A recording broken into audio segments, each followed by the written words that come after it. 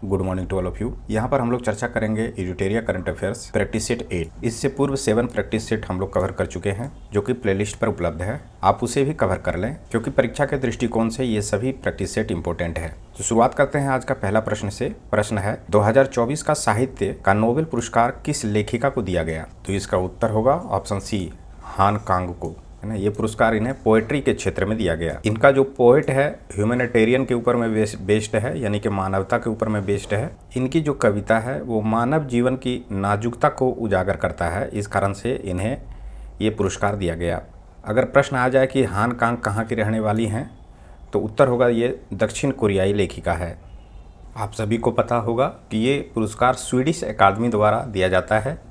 पूछ दे कि स्वीडिश अकादमी यानी कि स्वीडिश एकेडमी के स्थायी सचिव कौन है, तो इसका उत्तर होगा मेट्स मॉल्स। अगर प्रश्न पूछ दे कि साहित्य के लिए नोबेल समिति के अध्यक्ष कौन है, तो उसका उत्तर होगा एडर्स ओल्सन। नेक्स्ट प्रश्न है कि हाल ही में भारत की 14वीं महारत्न कंपनी कौन बन गई है? तो दूसरा का उत्तर है HAL यानी कि हिंदुस्तान एरोनॉटिकल लिमिटेड। नेक्स्ट प्रश्न है कि 22 से 24 अक्टूबर 2024 तक किस शहर में ब्रिक्स देशों का 16वां शिखर सम्मेलन सफलतापूर्वक संपन्न हुआ? तो इसका उत्तर है ऑप्शन डी, रूस के कजान में। अगला प्रश्न है कि हाल ही में कुछ भाषाओं को शास्त्रीय भाषा का दर्जा दिया गया है, इससे संबंधित निम्न कथनों पर विचार करें। तो चौथा का उत्तर ऑप्शन सी है। 1 और 2 दोनों कथन सही है। पहला है कि हाल ही में 5 नए भाषाओं को शास्त्रीय भाषा का दर्जा दिया गया है, जिससे कुल शास्त्रीय भाषाओं की संख्या 11 हो गई है। अगला है कि हाल ही में मराठी, पाली, प्राकृत, असमिया और बंगाली को शास्त्रीय भाषा घोषित किया गया। तो इन भाषाओं को आपको कंठस्थ कर लेना है, याद कर लेना है। कथन ये है कि लुपेक्स मिशन चंद्रमा के दक्षिणी ध्रुव पर संसाधनों की खोज करेगा। कारण दिया गया है कि लुपेक्स इसरो और जाक्सा का संयुक्त मिशन है। तो ऑब्वियस है, इससे पूर्व के MCQ में इसकी चर्चा किया गया था। तो इसका उत्तर ऑप्शन ए होगा। A और R दोनों सत्य है और R A की सही व्याख्या है। जाक्सा जो है वो जापान की एरोस्पेस एप्लीकेशन एजेंसी है, यानी कि ये जापान की राष्ट्रीय अंतरिक्ष एजेंसी है। तो भारत और जापान मिलकर ये मिशन को तैयार कर रहा है। अगला प्रश्न है बेसेल रेखा यानी कि बेसेल लाइन क्या है, जैसा कि हाल के अकादमिक अध्ययनों और वृत्त चित्रों में पुनः विचार किया गया है? तो इसका उत्तर ऑप्शन बी है। एक जैव भौगोलिक सीमा जो इंडोनेशियाई महाद्वीप में वनस्पतियों और जीवों के विशिष्ट विकासवादी पथों को चिन्हित करती है। तो यहाँ पर आपको कंट्री याद रखना है कि इंडोनेशियाई द्वीप समूह होगा और जुड़ा हुआ है वनस्पति और जीवों के विशिष्ट विकासवादी सिद्धांत से। अगला प्रश्न है कि स्वच्छ भारत मिशन शहरी के तहत भारत के किस शहर में भारत का पहला हरित अपशिष्ट प्रसंस्करण संयंत्र शुरू किया जा रहा है? तो इसका उत्तर इंदौर होगा। अगला प्रश्न है कि हाल ही में गृह मंत्रालय द्वारा किस प्रकार के अपराधों से निपटने हेतु E0 FIR पहल शुरू किया है ना। तो इसका उत्तर होगा ऑप्शन बी, साइबर अपराध। प्रश्न है कि सड़क दुर्घटना पीड़ित को अस्पताल पहुंचाने में मदद करने वाले व्यक्तियों को 25,000 रुपये इनाम हेतु राहवीर योजना की शुरुआत किस राज्य द्वारा की गई है? तो इसका उत्तर ऑप्शन डी है, तमिलनाडु। योजना का नाम याद रखना है, राहवीर योजना। नेक्स्ट है कि अंतर्राष्ट्रीय योग दिवस 2025 का आधिकारिक थीम क्या है? तो इसका उत्तर ऑप्शन सी है, एक पृथ्वी एक स्वास्थ्य के लिए योग। प्रश्न है कि क्रिस्टी कोवेंट्री जो अंतर्राष्ट्रीय ओलंपिक समिति की पहली महिला अध्यक्ष बनी, किस देश की तैराक हैं? तो इसका उत्तर है जिम्बाब्वे। अगला प्रश्न है भारत द्वारा हाल ही में यूनेस्को की संभावित सूची में शामिल की गई 6 संपत्तियों में से कौन सी एक नहीं है?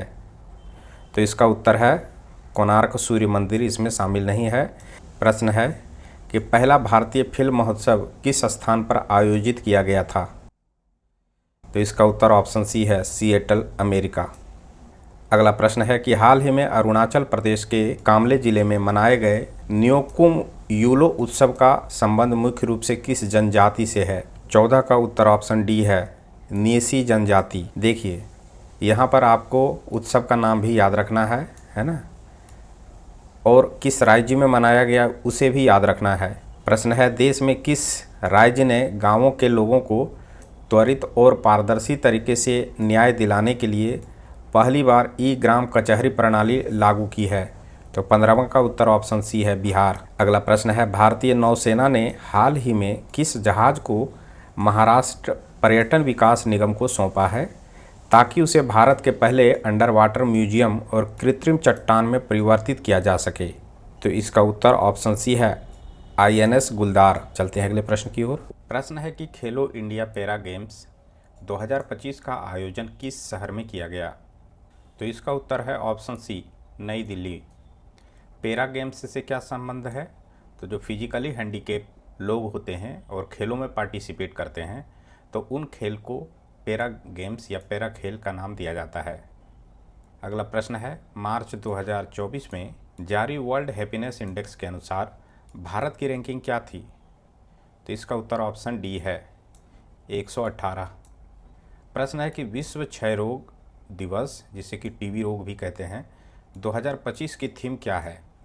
तो इसका उत्तर ऑप्शन बी है, हाँ हम टीबी को ख़त्म कर सकते हैं, प्रतिबद्ध, निवेश और उद्धार। ये अंग्रेजी का हिंदी में ट्रांसलेट किया गया है। प्रश्न है कि मार्च 2025 में भारतीय अंतरिक्ष अनुसंधान संगठन और सेमीकंडक्टर प्रयोगशाला द्वारा अंतरिक्ष अनुप्रयोगों के लिए विकसित किए गए भारत के पहले स्वदेशी 32 बिट माइक्रो प्रोसेसरों के नाम क्या है?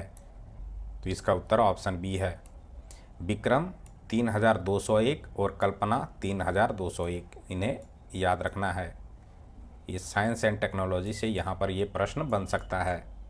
प्रश्न है कि मार्च 2025 में भारत ने किस देश के साथ अपनी समुद्री डिजिटलीकरण और डिकार्बोनाइजेशन को बढ़ावा देने के लिए एक आशय पत्र यानी कि LOI पर हस्ताक्षर किया? तो इसका उत्तर ऑप्शन बी है, सिंगापुर। प्रश्न है कि भारतीय रिजर्व बैंक द्वारा जारी भारत के धन प्रेषण सर्वेक्षण रिपोर्ट 2023-24 के संबंध में निम्नलिखित कथनों पर विचार करें। तो 22 का उत्तर ऑप्शन ए है। यहाँ पर कहा गया है कि कथन एक सही है। तो कथन एक में है कि 2023-24 में भारत के सबसे अधिक रेमिटेंस संयुक्त राज्य अमेरिका यानी कि USA से प्राप्त हुआ है। यहाँ पर कथन दो गलत इसीलिए है कि भारत के राज्यों में सबसे अधिक रेमिटेंस गुजरात को नहीं बल्कि महाराष्ट्र को प्राप्त हुआ है। इस कारण से कथन दो गलत था। याद रखना है कि महाराष्ट्र ने कुल रेमिटेंस का 20.5% प्राप्त किया है ना। महाराष्ट्र को कितना मिला है? तो 20.5%। महाराष्ट्र के बाद केरल का स्थान आता है जो कि दूसरे स्थान पर है और उसके बाद तमिलनाडु का स्थान है। चलते हैं अगले प्रश्न की ओर। प्रश्न है, प्रख्यात हिंदी लेखक विनोद कुमार शुक्ल को हाल ही में भारत के सर्वोच्च साहित्य सम्मान 59वें ज्ञानपीठ पुरस्कार से सम्मानित किया गया। इस सम्मान के संबंध में निम्नलिखित में से कौन से कथन सही हैं? तो इसका उत्तर ऑप्शन डी है, 1, 2, 3 यानी कि तीनों विकल्प जो है वो सही है। पहला है कि उन्हें यह पुरस्कार लघु कथा, कविता और निबंध में उनके असाधारण कार्य के लिए प्रदान किया गया। दूसरा है कि वह यह प्रतिष्ठित पुरस्कार पाने वाले छत्तीसगढ़ के पहले लेखक हैं, है ना। कहाँ के पहले लेखक हैं? तो छत्तीसगढ़ के, ये भी इम्पोर्टेंट है। तीसरा है कि वह ज्ञानपीठ पुरस्कार से सम्मानित होने वाले 12वें हिंदी लेखक हैं, ये भी इम्पोर्टेंट है। प्रश्न है, किस राज्य की सरकार ने जल इकाइयों के संरक्षण के लिए जल गंगा संवर्धन अभियान की शुरुआत की है? तो 24 का उत्तर ऑप्शन बी है, मध्य प्रदेश, है ना। अभियान का नाम याद रखना है, जल गंगा संवर्धन अभियान। नेक्स्ट है कि 10वीं कक्षा में रोबोटिक्स से शिक्षा अनिवार्य करने वाला भारत का पहला राज्य या केंद्र शासित प्रदेश कौन है? तो 24 का उत्तर ऑप्शन सी है, केरल। नेक्स्ट प्रश्न है कि विभिन्न पुरस्कारों के संदर्भ में निम्नलिखित कथनों में से कौन से जोड़े सही सुमेलित हैं? तो यहाँ 26 का उत्तर ऑप्शन ए है, 1 और 2 सही सुमेलित है कि 59th ज्ञानपीठ पुरस्कार विनोद कुमार शुक्ल को मिला है, ये मूल रूप से सत्य है। दूसरा है कि 2025 एबेल पुरस्कार मासाकी काशीवारा को मिला, ये भी मूल रूप से सत्य है। तीसरा उत्तर जो है 2024 का सरस्वती सम्मान प्रभा वर्मा, ये गलत है। गलत क्यों है? तो 2024 का सरस्वती सम्मान महामहोपाध्याय साधु भद्रे दास को मिला है। नाम थोड़ा लंबा है, याद रखना है। याद रखना है कि सरस्वती सम्मान जो है किस फाउंडेशन के द्वारा दिया जाता है? तो उत्तर होगा बिरला फाउंडेशन। साथ ही साथ आपको बता दूं कि 2024 का सरस्वती सम्मान 34वां सरस्वती सम्मान था। चौथा उत्तर भी गलत है ना। EY entrepreneur of the year का जो अवार्ड मिला है वो नितिन कामत को मिला है, ना कि काशीनाथ सिंह को। नाम याद रखना है, नितिन कामत। ये पुरस्कार किस क्षेत्र में दिया जाता है? तो उद्यमिता के क्षेत्र में उत्कृष्ट प्रदर्शन करने वाले व्यक्ति या उद्यमी को ये पुरस्कार दिया जाता है। चलते हैं अगले प्रश्न की ओर। प्रश्न है कि भारतीय सिनेमा सांस्कृतिक प्रभाव और सार्वजनिक सेवा में योगदान के लिए लाइफ टाइम अचीवमेंट अवार्ड से किसे सम्मानित किया गया? तो इसका उत्तर ऑप्शन ए है, रजनीकांत। नेक्स्ट है कि भारत के किस देश के साथ ग्रीन और डिजिटल शिपिंग कॉरिडोर सहयोग पर एक आशय पत्र पर हस्ताक्षर किया है? ये सिंगापुर होगा। प्रश्न है कि भारत में मनाया गया अंतर्राष्ट्रीय लवी मेला का संबंध किस देश से है? तो उत्तर होगा ऑप्शन ए, तिब्बत। तो लवी मेला मुख्य रूप से भारत में ही मनाया जाता है, लेकिन हिंदू राजा केहरी सिंह और दलाई लामा की सरकार के बीच एक व्यापक संधि की शुरुआत के साथ इसे मनाया गया था। इस कारण से इसका ऑप्शन ए होगा, है ना। अगर भारत के बारे में पूछा जाए कि किस राज्य में लवी मेला मनाया जाता है, तो इसका उत्तर होगा हिमाचल प्रदेश। अगला प्रश्न है कि वित्त वर्ष 2024-25 में सबसे अधिक GST संग्रह करने वाला राज्य कौन है? तो इसका उत्तर होगा महाराष्ट्र। प्रश्न है कि प्रधानमंत्री सूक्ष्म खाद्य उन्नयन योजना के सफल क्रियान्वयन में बिहार ने देश भर में कौन सा स्थान हासिल किया? तो इसका उत्तर होगा पहला स्थान हासिल किया है। प्रश्न है कि 2025-26 खरीफ विपणन सत्र के लिए न्यूनतम समर्थन मूल्य यानी कि MSP के संबंध में निम्नलिखित में से कौन सा कथन सही है? तो इसका उत्तर ऑप्शन बी है कि सभी खरीफ फसलों में नाइजर सीड को MSP में सबसे अधिक निरपेक्ष वृद्धि प्राप्त हुई है। इसे याद रखना है, नाइजर सीड। नेक्स्ट है कि बिहार की साइकिल योजना लागू करने के लिए संयुक्त राष्ट्र यानी कि यूनाइटेड नेशन ने किन अफ्रीकी देश या देशों का चयन किया है? तो यहाँ पर उपयुक्त में एक से अधिक है, इसमें से जाम्बिया भी है और माली भी है। प्रश्न है कि सी ड्रैगन 2025 वार्षिक बहुपक्षीय नौसैनिक अभ्यास का आयोजन कहाँ किया गया? तो इसका उत्तर ऑप्शन बी है, पश्चिमी प्रशांत महासागर। चलते हैं अगले प्रश्न की ओर। हाल ही में अरब शिखर सम्मेलन की आपातकालीन बैठक कहाँ की गई? तो इसका उत्तर होगा मिस्र के काहिरा में ये आपातकालीन बैठक हुई थी। इस बैठक में 53 अरब डॉलर के राशि के साथ गाजा के पुनर्निर्माण की योजना प्रस्तुत किया गया। अगला प्रश्न है कि मोबाइल वर्ल्ड कांग्रेस 2025 जो कि बार्सिलोना में हुआ, यहाँ भारत का प्रतिनिधित्व किसके द्वारा किया गया? तो इसका उत्तर ऑप्शन सी होगा, ज्योतिरादित्य सिंधिया के द्वारा। प्रश्न है नो योर मेडिसिन ऐप किस मंत्रालय की पहल है? यानी कि KYM ऐप जो लॉन्च हुआ है ये किस मंत्रालय के तहत है? इसका उत्तर है ऑप्शन डी, खेल एवं युवा कल्याण मंत्रालय। अक्सर लोग यहाँ पर गलती करेंगे कि स्वास्थ्य मंत्रालय होगा, ये गलत है। नो योर मेडिसिन क्या है? ये एक ऐसा ऐप है जो नाडा इंडिया के द्वारा विकसित किया गया है। यह डोपिंग रोधी जागरूकता और शिक्षा को बढ़ावा देता है तथा खिलाड़ियों को स्वस्थ रहने के लिए आवश्यक जानकारी भी प्रदान करता है।